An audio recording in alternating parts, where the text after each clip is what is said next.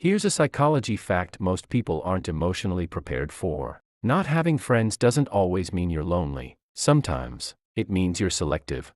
We're taught from childhood that having many friends equals happiness. That being alone means something went wrong. But psychology reveals a quieter truth. Some people don't lose friends. They outgrow noise. Psychologists have long noticed a pattern. People with higher cognitive depth often maintain fewer social connections. Not because they can't connect, but because most connections don't stimulate them.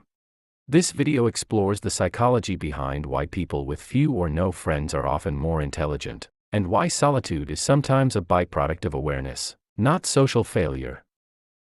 Highly intelligent minds process information internally. They replay conversations. They analyze experiences. They reflect deeply. Psychology calls this high internal cognitive activity. Because their mind is already busy. They don't crave constant interaction to feel alive.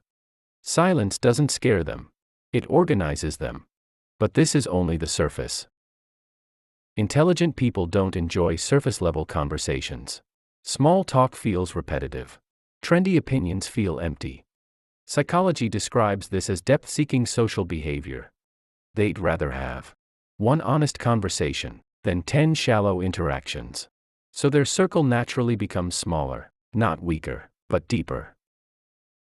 Highly intelligent individuals think about why they connect, what energy is exchanged, what the emotional cost is. This self-awareness creates boundaries. Psychology calls this conscious relational filtering. They don't avoid people. They avoid emotional chaos. And this is where most people misunderstand them.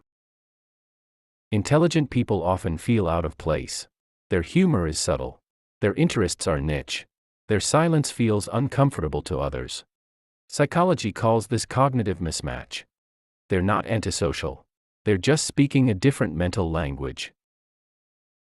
Many intelligent people don't rely on others for validation.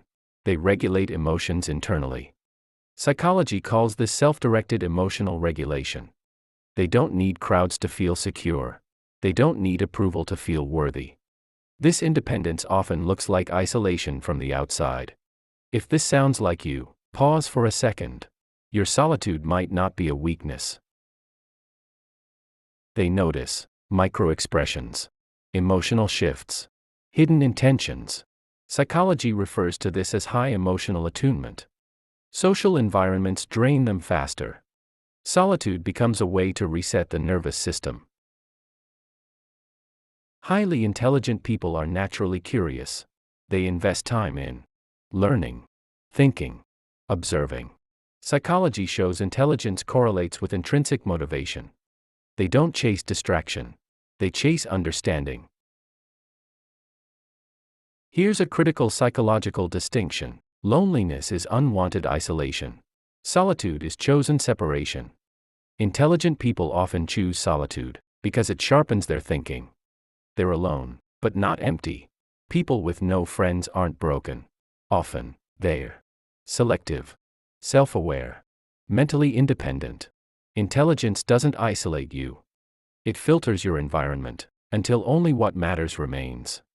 If you have few or no friends, don't rush to label it as a problem. Ask yourself this instead. Does my mind crave noise or depth? Because sometimes, being alone is not a lack of connection. It's a sign of clarity.